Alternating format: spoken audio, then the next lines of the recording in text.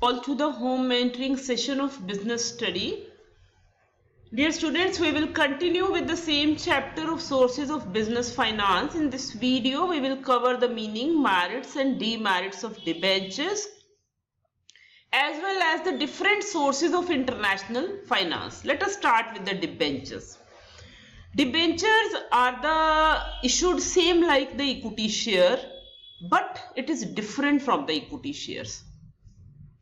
Equity shareholders are the owners of the company. So if they are owners of the company, they have the right to get the profit. And that profit is given in shape of, as you all know, कैसे दिया जाता है? In shape of dividend. But debenture holders are not the owner, but they are the creditors of the company. तो अगर वो creditors है तो उनको return में क्या मिलेगा? They will get the interest. And interest is given for a fixed rate. And it is also issued for a fixed period. After that fixed period, they have to return money to the debenture holder. Company को अपना जो पैसे लिए होते हैं debenture holder से उनको वापस करना है और उनको टाइम टू टाइम एक फिक्स्ड पीरियड के बाद इंटरेस्ट भी देते रहना है. And they also don't have any right in the voting. तो अगर वोटिंग राइट नहीं है तो उनका कोई भी इंटरफेरेंस मैनेजमेंट में नहीं है. And but debentures are the cheaper source of finance as compared to the equity shareholder. So let us start with the merits of debentures. First merit is investment is safe.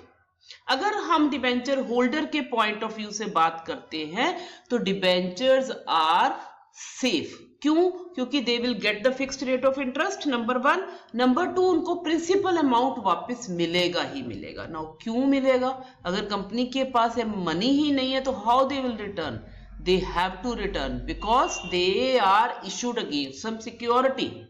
जो debentures issue होते हैं तो उसके लिए कोई भी security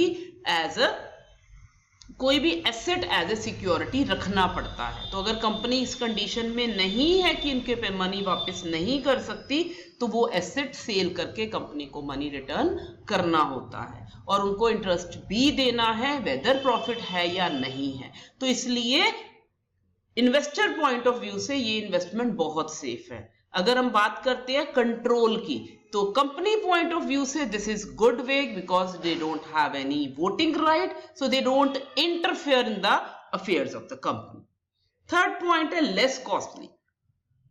debentures are less costly as compare to equity share as well as preference share. क्यों कम कॉस्टली है? क्योंकि इनकी फ्लोटेशन कॉस्ट कम है. अब फ्लोटेशन कॉस्ट क्या होती है? कि कॉस्ट को रेज करने की कॉस्ट, फंड को रेज करने की कॉस्ट. सेकेंडली, ये एक परमानेंट सोर्स नहीं है फाइनेंस का, ये कुछ फिक्स्ड पीरियड के लिए करते हैं तो परमानेंट बर्डन कंपनी पे नहीं है, इसलिए भी कॉस्टली कम है. थर्डली, हम बात करते हैं तो जो रेट ऑफ इंटरेस्ट है मोस्ट ऑफ द टाइम वो कम होता है as compare to equity. So it is less costly as per the company point of view. Fourth point की बात करते हैं टैक्स सेविंग. अब जब टैक्स देती है कंपनी तो वो प्रॉफिट के ऊपर देती है और प्रॉफिट में से पहले क्या माइनस करते हैं? इंटरेस्ट माइनस करते हैं. किसका इंटरेस्ट? डिबेंचर्स का या किसी लोन का. तो वो प्रॉफिट कम होता है तो कंपनी को कम टैक्स देना पड़ता है. लेकिन अगर हम डिविडेंड बात करेंगे तो वो डिविडेंड पहले माइनस नहीं होता. तो यहां पर भी कंपनी को बेनिफिट है कि वो कंपनी टैक्स सेव कर सकती है.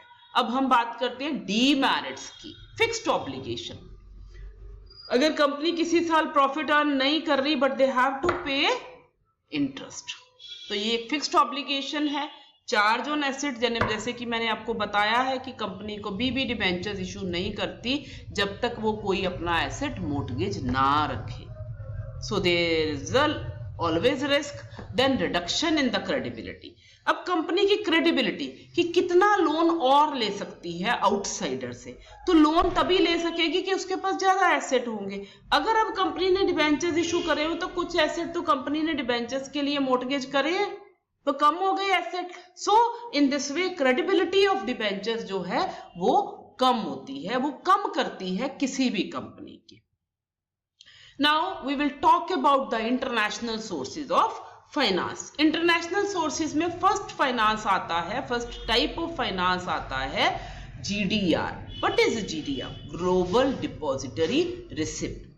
अब फॉर एग्जांपल किसी भी कंट्री में किसी कंपनी को किसी दूसरी कंट्री से मनी रेज करना है तो वो शेयर्स नहीं इशू करती, वो क्या इशू करती है? ग्लोबल डिपॉजिटरी रिसिप्ट इशू करेगी, या ADR इशू करेगी, या IDR इशू करेगी. अब हम बात करते हैं सबसे पहले GDR की. GDR क्या है? ग्लोबल. कंट्री, पूरे वर्ल्ड में किसी भी कंट्री में ग्लोबल डिपॉजिटरी रिसिप्ट अगर इशू करती है तो किसी कंट्री से भी फंड रेज कर सकती है. और ये इशू किस में होते हैं? These are issued on the common denomination that is dollar, जो हर जगह पे एक्सेप्टेड होते हैं. तो जब when the local currency of a share company are delivered to the depository bank. अब ये इशू करने का what is the procedure of issuing, कैसे इशू होता है?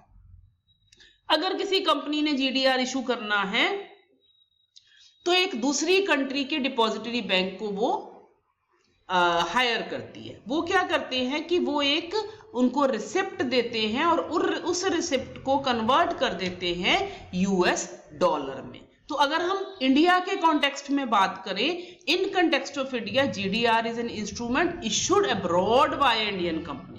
मान लो टाटा ने बाहर से पैसा लेना है तो उसने क्या किया? GDR इशू कर दिया किसी भी कंट्री से फंड रेज करने. Now what are the features of GDR? It can be listed and traded on a stock exchange of any foreign country other than America. इसमें अमेरिका नहीं होता, बाकी सब कुछ आता है, पूरे वर्ल्ड की कंट्रीज आते हैं. It is negotiable. Negotiable होता है कि ट्रांसफर होता है, कर सकते हैं किसी को भी. A holder of GDR can convert it into the share.